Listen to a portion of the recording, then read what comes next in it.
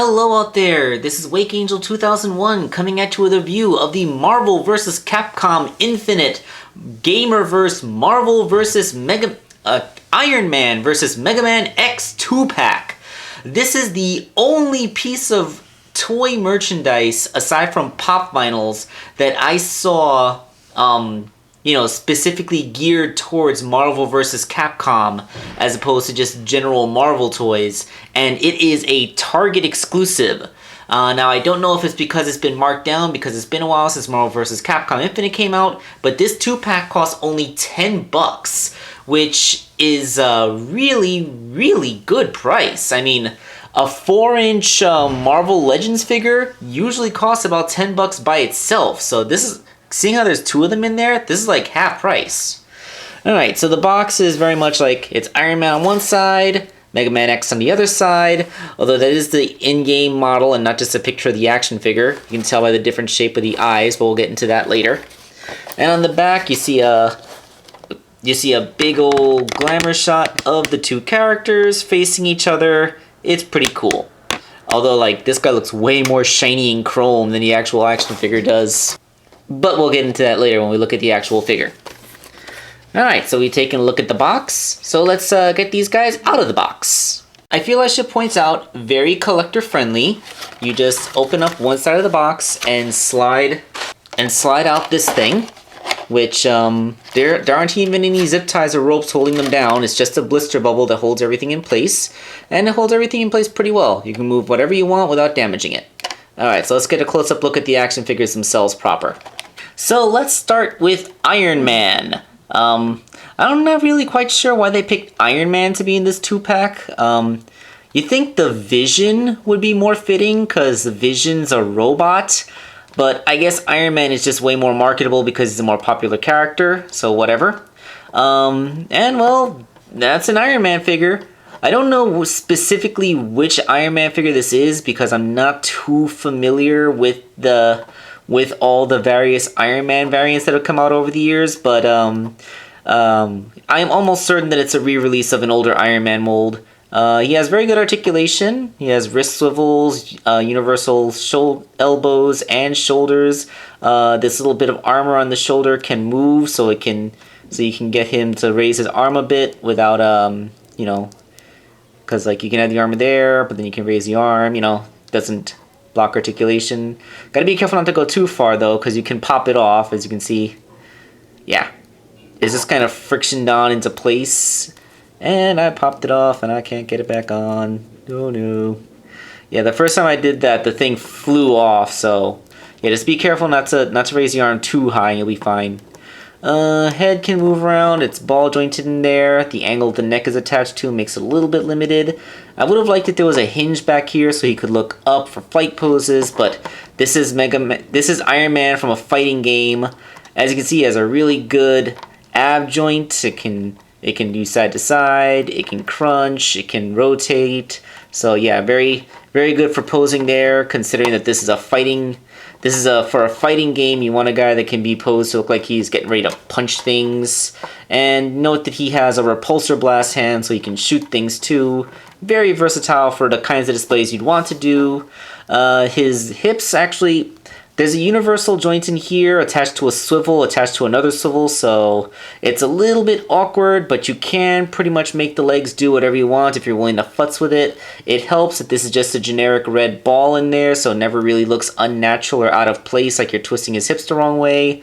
Very, very good double jointed knees. I don't think the actual Armor Man suit is quite that flexible, so there you go. And he does have ankles, although the sculpt around the ankles can limit him a little bit, more than a little bit. In fact, all I can really do is just kind of wiggle the foot around a little bit, but it's fine. Iron Man is well balanced enough that he can stand in a variety of poses, so hardly anything special. It's just another Iron Man figure. We've probably seen a kabillion of these, even at this scale, but there's nothing wrong with them. So let's get into the figure that everybody probably really wants to see from this set. So here is the Mega Man X figure. I wanted to keep Iron Man in the stock just long enough to show the size comparison. As we all know, X is canonically a very short character, so this makes perfect sense.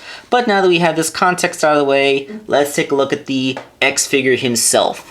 Now, if anybody is more familiar with the stuff that Hasbro has released, let me know in the comments if this is actually a re-release of something, because as far as I'm aware, this is the first time I've ever seen a Mega Man X that like wasn't from Bandai or some import line like Figma or Figuarts or something, because you know, like, because actual Mega Man merch of this quality is quite rare. But yeah, like, it does look a lot like Mega Man X from his in-game model with his unusually long legs, mostly due because of the length of his massive shins, and his strangely short arms that don't even reach to his knees. But, you know, that's just a aesthetic from the Mega Man games. And the figure itself is basically the same as most Marvel Legends figures, so let's break down the articulation. He has a ball-jointed head, which gets quite a bit of range in every direction. He has a ball-jointed ab crunch, which gets a lot of curl forwards and a lot of arch backwards, although it does expose the joint when you arch him backwards too far. But yeah, that's a really nice crunch for this kind of thing. The shape of his torso kind of makes it not work very well as a waist joint because the torso is kind of too oval shaped for that. But he does have some universal jointed shoulders, which are very tight, but can go into a full tree pose. That left shoulder in particular is extremely tight. And then they can also rotate along with their armor, so, you know, no limits there. Little bit of limitation on his elbows. It's hard to get them to 90 degrees because the sculpt of his forearm armor clips into the biceps, so they can't get that deep a bend. There is a wrist swivel on his hand. Again, like Iron Man, he has one punching hand and one shooting hand with his X-Buster on his right hand. And I must answer that phone. Okay, so with the phone answered, we move down to the legs, which are ball-jointed. Very good range in pretty much all directions. Like, it can go back quite a bit. He can kick all the way forward. They didn't paint it red, but they did get the sculpting detail at the bottom of his foot. That's something. The knees, very tight. They get about 90. Although with how long the shins are, it's kind of hard to actually make that mean too much, because, you know, like, you know, you can only go down so far. But yeah, that's not too bad. And there's ball joints in the ankles, so you can keep both feet flat, allowing for good stance. The big feet mean that he stands quite well in pretty much whatever pose you want to give him. This pose kind of sucks, but hey, I'm just kind of messing around in front of the camera.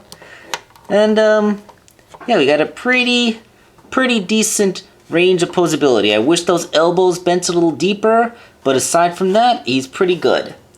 X does come with one accessory part. It is a charge shot. I like how they have like crackling lightning bolts of energy coming out around the plasma thing. It has a simple peg that goes into his X-Buster, and his arm does hold it up just fine. It doesn't throw him off balance, and it doesn't make the arm sink. So that's a great success right there. And yeah, that effect part is good. So as an action figure, X poses and works pretty good.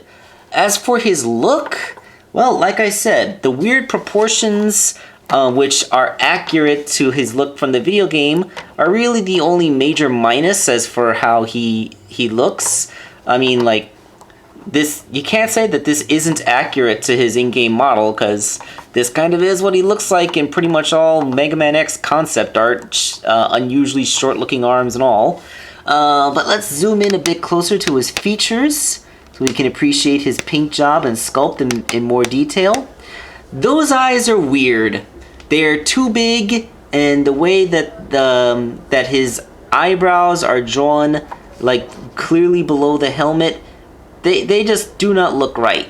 I don't think they should have drawn lines at the top of his eyes. They should have just made it look like the helmet was clipping into them and giving them that shape. They should have just given him his, hold on. you see here in the box art how his eyes go.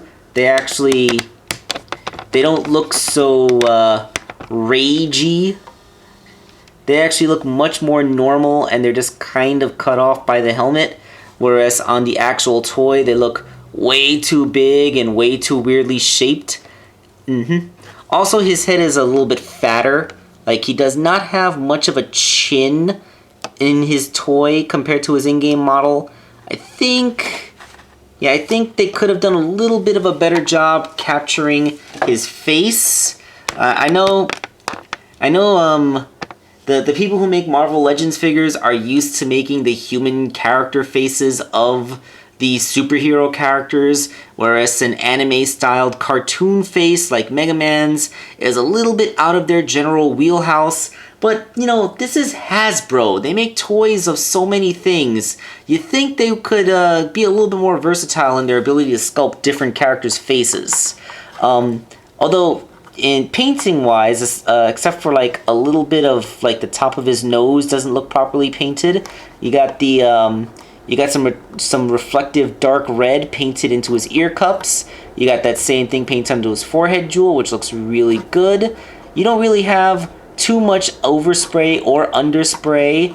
You got some shiny metallic flaking in the blue parts of the armor, and everything else on him is painted really smoothly. So this is a really, aside from the face, this is a really well painted figure. So I give it like, I say a 90 out of 100. Because like, the body looks damn near perfect. It's really just a little bit the face that I have issues with. So, the only thing left to do is to get in some size comparisons to other things you might put Mega Man X next to. Here is the Bandai Mega Man figure that I mentioned earlier. It's funny how their heads are about the same size. So, I know Mega Man X is supposed to be taller than Mega Man, so maybe this is actually proper scaling. I mean, I'd have to actually see in-game models of Mega Man standing next to Mega Man X, but given how their heads are the same size, you can plausibly believe that this is actually what the characters would look like standing next to each other, which is pretty cool. And the fact that they have relatively comparable articulation is a big plus. What else might you stand Mega Man next to? Some other video game related action figures. How about Figuart Mario? He's about eye to eye, just slightly over eye to eye with Mario. It's just Mario's a little bit taller because of his gigantic head. And he is significantly shorter than the Figma Link, which I'm going to have to pull the camera back to fit it all in. So yeah, he is not a 5 to 6 inch scaled figure like Figma Link is, although I guess he does look a little bit better when standing next to the World of Nintendo Link, but he's still a little bit short. Maybe the Skyward Sword one would look better next to him. But yes, that is the general size comparisons to some other video game related figures I just happen to have within arm's reach. And this is a pretty good 2-pack. Again, at $10, it is incredibly well priced. It basically means that this Mega Man X figure costs $5, which I do believe makes it the cheapest Mega Man X figure on the market. And for $5, it's freaking fantastic. So if you have any Targets near where you live, I would highly recommend this 2-pack. Go out and get it if you're a Marvel vs. Capcom fan or just a Mega Man fan, because this is pretty darn awesome. This is Wake Angel 2001 signing off.